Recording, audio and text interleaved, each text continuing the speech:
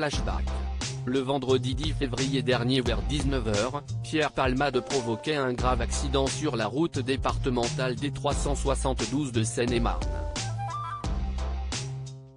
Testé positif à la cocaïne, le comédien a percuté un véhicule. En plus du conducteur, 2 passagers se trouvaient à bord. 5 mois après l'accident, Yüksel Yakout vient tout juste de sortir de l'hôpital. L'homme de 38 ans qui conduisait la voiture percutée par l'humoriste, s'est exprimé ce mercredi 12 juillet sur BFM Télévision et a accordé une interview exclusive à Paris Match. Au volant lors de la collision, il a été plongé dans un coma artificiel pendant plusieurs semaines. Genoux et épaules fracturés, main gauche cassée, le père de famille a subi au total 6 opérations. Au micro de nos confrères, il annonce se préparer pour une 7e opération. Vous savez combien de vis j'ai dans le corps ? 48. Aujourd'hui mon corps ne fonctionne plus qu'à moitié, explique-t-il. Un traumatisme physique et psychologique qui a bouleversé sa vie. Avant j'avais une belle vie. Maintenant, elle est catastrophique et je suis sûr qu'elle ne reviendra jamais comme avant, confie Yüksel Yakout. La victime n'en revient pas que Pierre Palmade soit toujours en liberté, après les blessures qu'il a indirectement infligées à sa famille.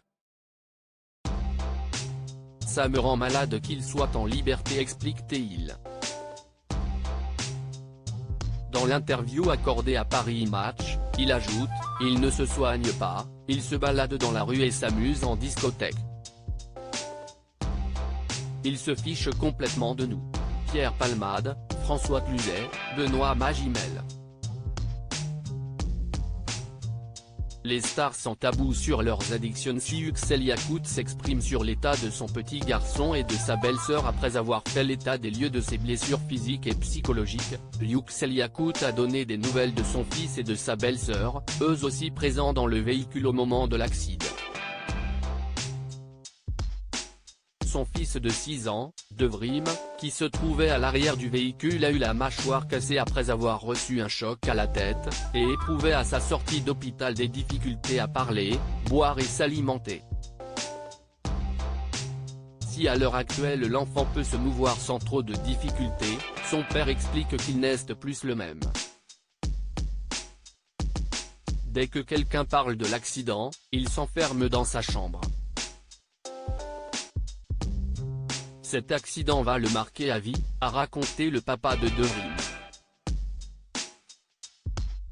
Quant à Mila, la belle-sœur de Yüksel Yakout, la perte de l'enfant qu'elle portait en elle depuis 6 mois continue de la tourmenter. Quand ma belle-sœur voit des enfants, son visage se crispe, elle devient triste. Elle l'attendait tellement ce bébé, explique Yüksel Yakout dans les colonnes de Paris Match. Crédit photo, BFM TV.